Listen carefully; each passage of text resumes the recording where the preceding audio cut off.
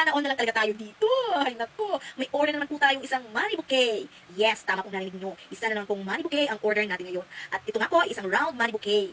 At take note, isang maswerteng tatay. Yes, maswerteng tatay ang makakatanggap nito. Shoutout nga po pala sa bayaw kong tumulong sa akin sa pagbabalot ng pera. Abay, kung hindi, baka abutin ako ng umaga.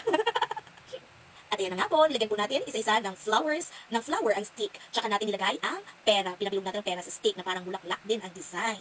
Tsaka isa-isa natin tinusok sa floral foam. Gumamit nga po pala ako dito ng dalawang floral foam kasi pag isa lang ay hindi na po kaya ang isa lang.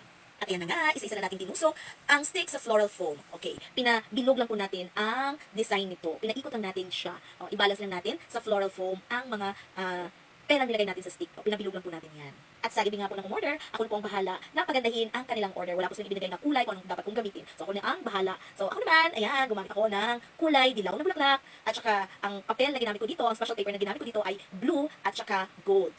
Sige nga, bilangin niyo kung ilan or magkano ang perang nasa money bouquet. Sinong makakasagot? Alay, medyo nahirapan ako dito sa pagbabalot kasi nga naman, ang laki po ng money bouquet. So, hindi makiyaw ng kamay ko. Kaya pinahawakan ko na sa hubby ko. Sabi ko, ay, hawakan mo at hindi ko mabalot-balot ng gusto. At ayan na nga po, ang simpleng money bouquet. Pero bongga naman ang laman. Sa nagpagawa po nito, maraming salamat sa pagtitiwala nyo sa aking kakayahan. At sa mga gusto namang magpagawa, ay mag-message lang po kayo o mag-comment dito. Thank you for watching. Follow for more. Bye-bye.